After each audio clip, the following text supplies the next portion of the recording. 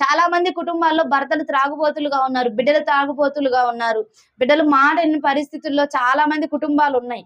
అలాంటి సమయంలో స్త్రీలు ఏం చేయొచ్చండి, చక్కగా ప్రార్థన చేయొచ్చు. ముందు ఫస్ట్ మన కుటుంబం కోసం చేసుకుంటే, ముందు ఫస్ట్ ఏమన్నారు, ఇంట గెలిచి రచ్చ గెలవమన్నారు కదా. ముందు ఫస్ట్ మన కుటుంబాన్ని బాగు చేసుకుందాం, బయట తర్వాత. ముందు మన కుటుంబం బాగుపడాలిగా. దేవుని సన్నిధికి వెళ్తున్నందుకు మనం మన కుటుంబాన్ని రక్షించుకోవాలి కదా. మనం ఒక్కరిని రక్షించబడితే సరిపోయిద్దా? కాదు కదా. మన కుటుంబాన్ని మనం రక్షించుకోవాలి. చాలా మంది ఎట్లా ఉంటారంటే అండి, పరిస్థితులన్నీ అవ్వక తవకగా ఉంటాయి. ఇంట్లో సెట్ గందరగోళం, ఒక పక్కన అప్పులు, ఒక పక్కన అనారోగ్యాలు, ఒక పక్కన గొడవలు, ఒక పక్కన అసమాధానం. అసలు కుటుంబంలో మనశ్శాంతి అనేది ఉండదు.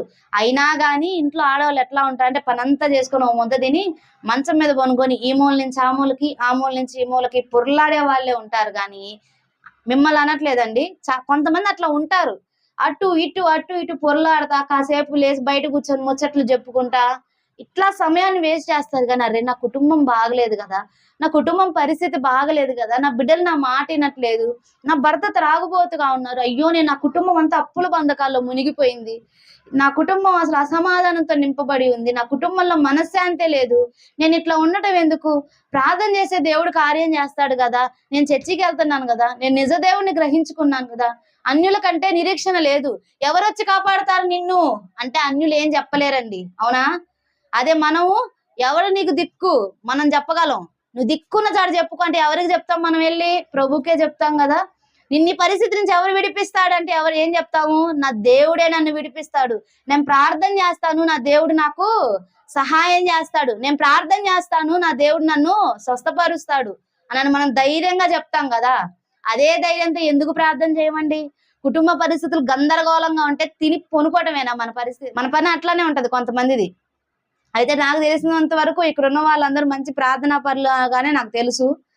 దాన్ని బట్టి దేవునికే మహిమ కలుగును గాక. అయితే కొంతమంది స్త్రీలు ఉంటారు అలాగా, చక్కగా తిని పొనుకుంటారు అనమాట. భర్త కష్టపడి సంపాదించి ఇంట్లో పిల్లల్ని తనని పోషిస్తా ఉంటే చక్కగా తిని పొనుకుంటారు. కానీ కనీసం ఆ కష్టపడుతున్న భర్త కోసం కూడా 2 మాటలు ప్రార్థన చేయడు. అయ్యా, నా భర్త బయటకు వెళ్ళి రెక్కలు ముక్కలు చేసుకొని కష్టపడుతున్నాడు, నన్ను ఇక్కడ ఇంట్లో కూర్చోబెట్టి ఎండ తగలకుండా కూర్చోబెట్టి పోషిస్తున్నాడయ్యా, ఆయన రక్షించయ్యా, ఆయన రక్షణ లేక నరకానికి పోయేటట్టున్నాడు, ఆయన రక్షించయ్యా, ఆయన చేస్తున్న చేతి పనిని దీవించయ్యా, నువ్వు ఆయన కాపాడయ్యా, పరిస్థితులు బాగలేదు, రోడ్డు ప్రమాదాలు ఎన్నో జరుగుతున్నాయి, ఆయనకి క్షేమాన్ని ఇవ్వయ్యా, నా పిల్లలు స్కూల్కి వెళ్ళారయ్యా, వాళ్ళు వెళ్ళి వచ్చినప్పుడు వాళ్ళ కాపుదలు ఇవ్వయ్యా అని ప్రార్థించే స్త్రీలు ఎంతమంది అండి ఈరోజు?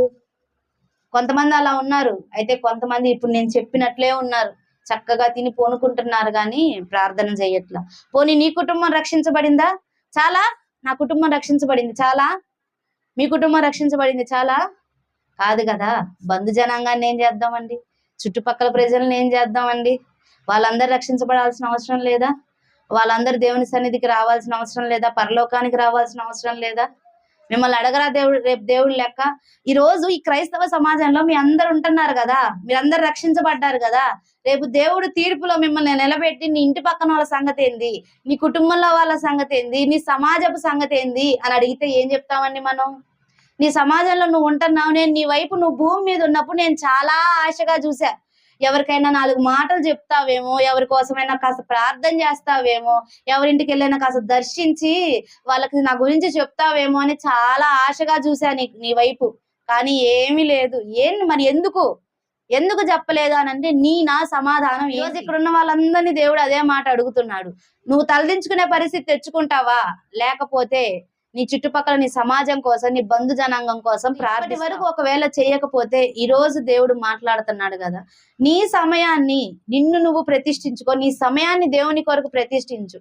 దేవుడు నీకు ఇచ్చిన ఆ కొద్దిగా సమయాన్నే ప్రార్థనలో గడుపు. వాళ్ళతో వీళ్ళతో మాట్లాడి పిచ్చాపాచి ముచ్చట్లు వేసుకుంటే ఏమొచ్చిద్దండి? ఇంకా తగాదాలు అవుతాయి. అక్కడ మాటలు ఇక్కడ మాటలు అక్కడ చెప్పి తగాదాలే అవుతాయి. ఇంకొకటి ఏంటంటే, ఎవరితో అయితే మనం మాట్లాడుతున్నామో వాళ్ళు మనకి ఆపదల్లో ఆదుకోరు కదా.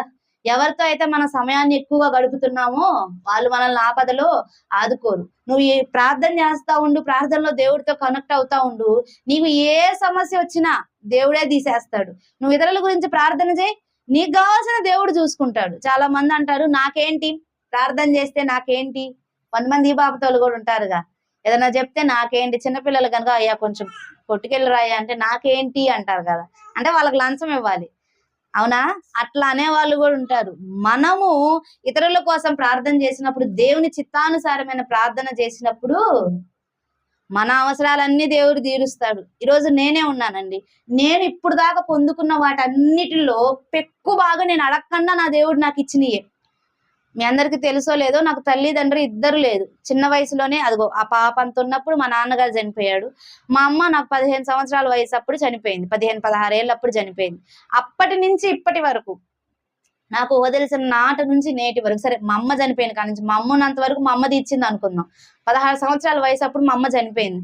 ప్రభు నందు నిద్రించింది, రక్షణ తీసుకుంది, చక్కగా ప్రభు నందు నిద్రించింది. ఆ 16 సంవత్సరాల వయసు నుంచి ఇప్పటి వరకు నా దేవుడు నాకు అన్ని తీర్చుకుంటా వచ్చాడు. మీకు తెలుసో లేదో, నేను నా కోసం ఎక్కువగా ప్రార్థన చేసుకోను.